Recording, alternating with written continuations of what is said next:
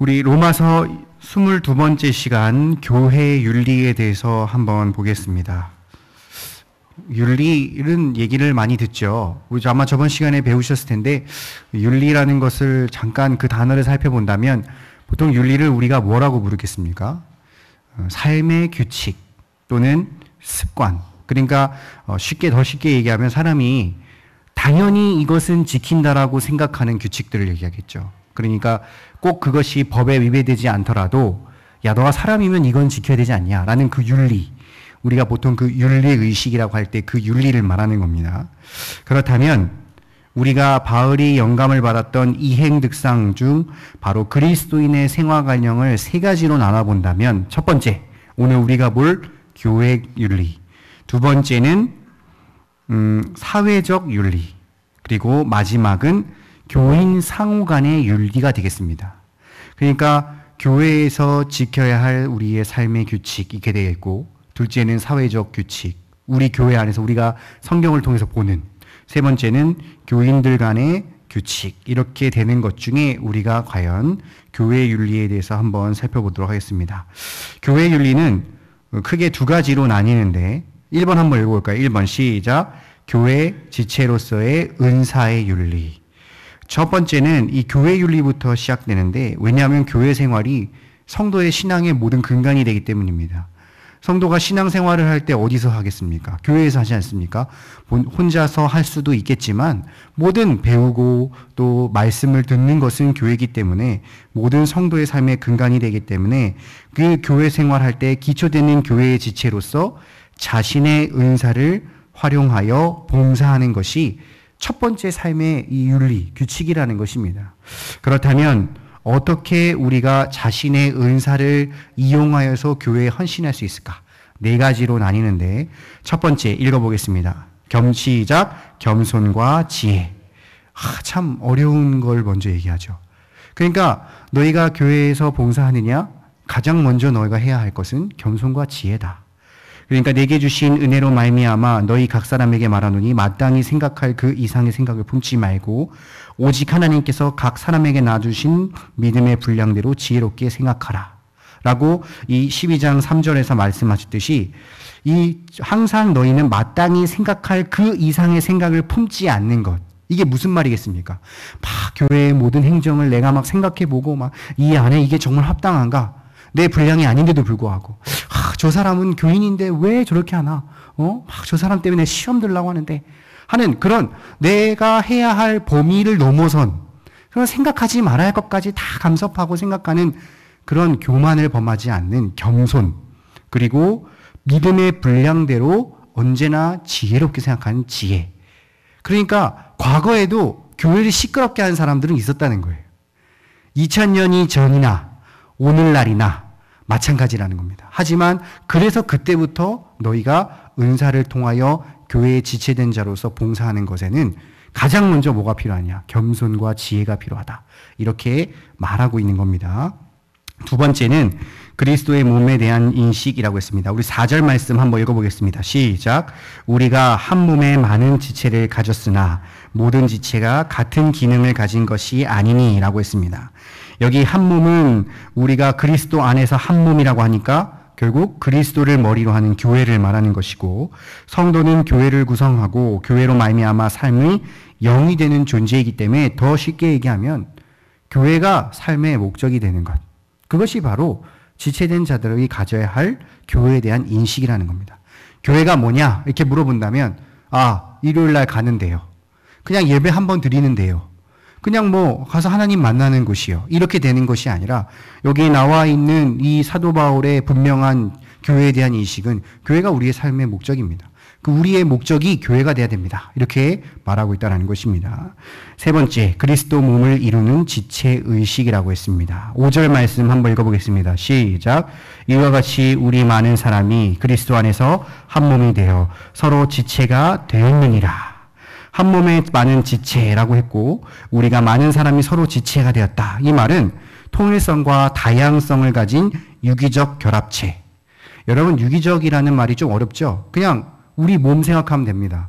여러분, 우리가 몸으로 내가 손가락 움직이는데 저거 집어야지 했을 때 제가 하나씩 전달하는 거 아니지 않습니까? 내가 생각하고 여기서 보고서 보내고 여기서 이렇게 움직이고 움직여서 여기까지 간다. 이렇게 하지 않고 내가 생각함과 동시에 움직이죠. 그게 유기적인 겁니다. 생물학적으로. 생물학적으로 아주 자연스럽게 머리가 신호를 보내면 거기에 따라 근육이 움직이고 근육이 움직여서 힘을 주고 그 힘을 써서 내가 드는 거. 그게 유기적 결합체인 것처럼 교회도 그래야 된다는 거예요. 교회도 여러 가지 성도들이 각각 생각들이 다르지만 개별적이거나 사적인 욕심이나 체면, 가치관 이런 행동들을 지양하고 하지 말고 오직 공동체적이며 한목적인 가치를 덕을 추구해야 한다. 그러니까 서로가 서로를 생각하고 하나의 공동체 의식을 가지며 나아가야 한다. 내가 교회를 다니는데 나만 중요하다. 내가 예수만 믿으면 되지. 내가 혼자 하면 되지. 하는 거는 잘못된 공동체 의식을 갖지 않는다는 것이죠. 네 번째, 교회를 위해 받은 은사대로 봉사. 6절 말씀 읽어보겠습니다. 시작. 우리에게 주신 은혜대로 받은 은사가 각각 다르니 혹 예언이면 믿음의 분수대로 라고 했습니다. 여기 주신 은혜대로 받은 은사라고 했는데 이는 각각 여러 가지의 그 봉사할 은사를 주셨다는 겁니다.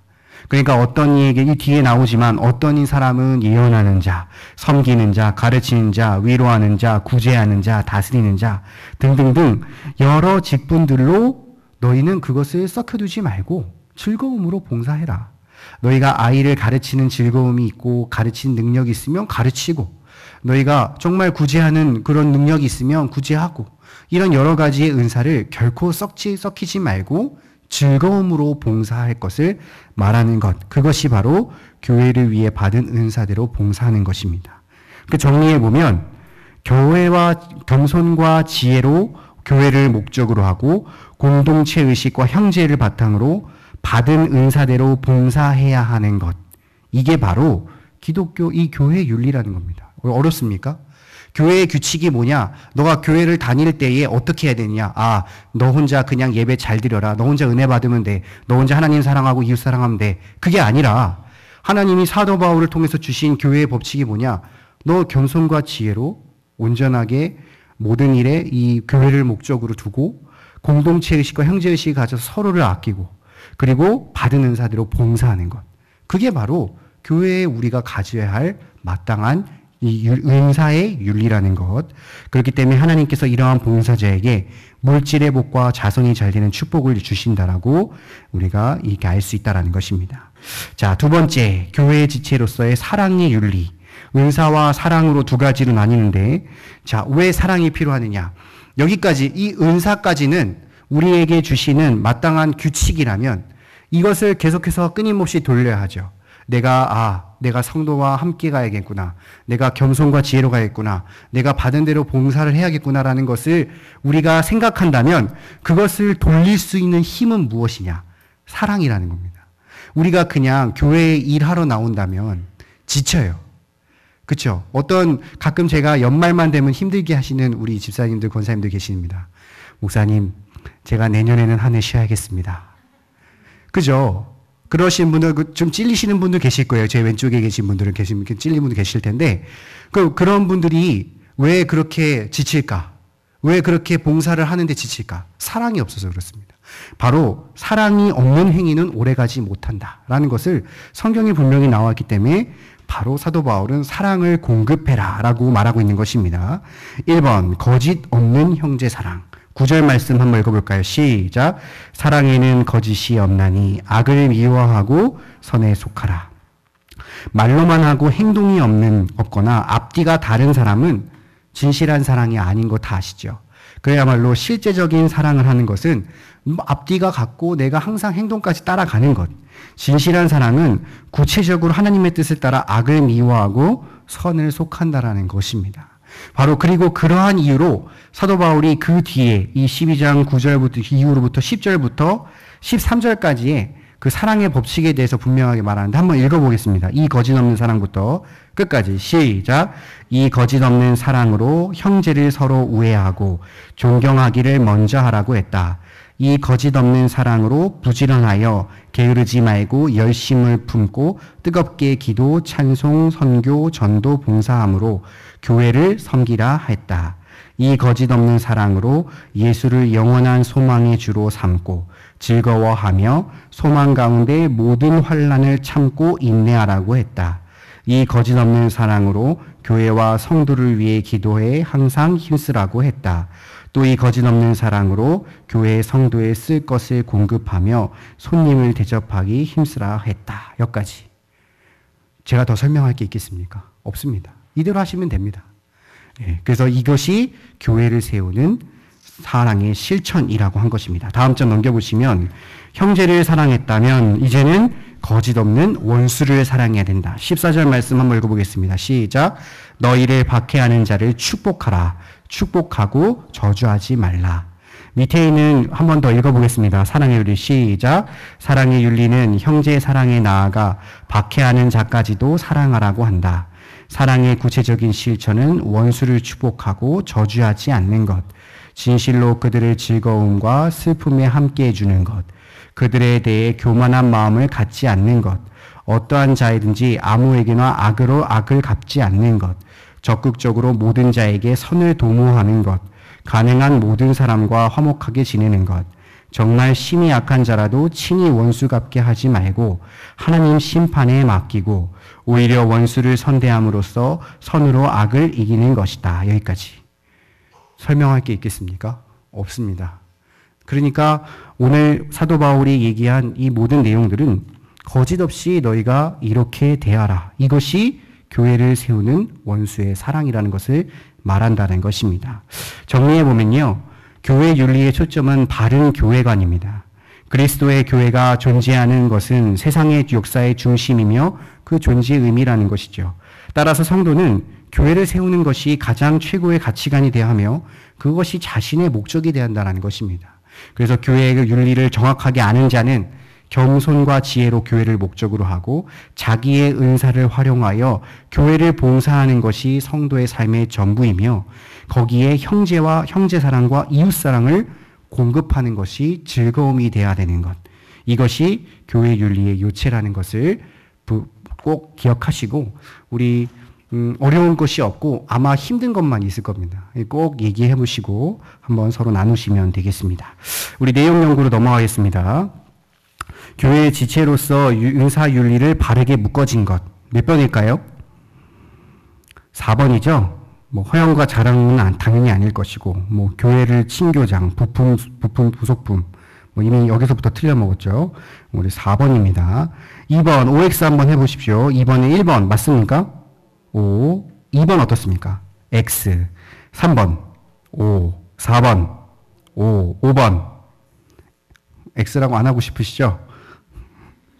축복을 받는데 지장이 없다라는 말은 없었지만 봉사하는 자에게 축복하신다는 말씀은 있었으니까요.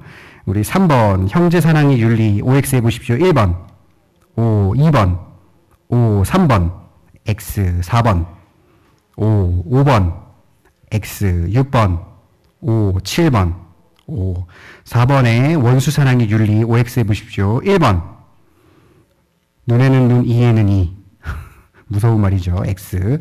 원수를 축복하고 저주하지 않는 것. O. 3번. O. 4번.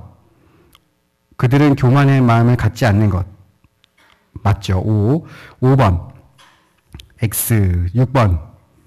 X. 자, 5번의 성경교회관에 대해 설명해 보십시오. 교회는 어떤 곳입니까? 3번. 그리스도의 몸으로서 세계 역사의 중심이며 성도의 존재의 목적이다. 여러 가지 또 고민들고 또 생각하실 것들이 있겠지만 무엇보다도 교회의 지체가 되려면 우리가 어떤 의식을 가져야 하는지 그리고 그 교회의 지체로서 나는 어떠한 사랑을 가지고 봉사하시는지를 꼭 한번 생각해 보시고 스스로 각자 생각해 보시고 하시면 되겠습니다. 네, 기도하겠습니다.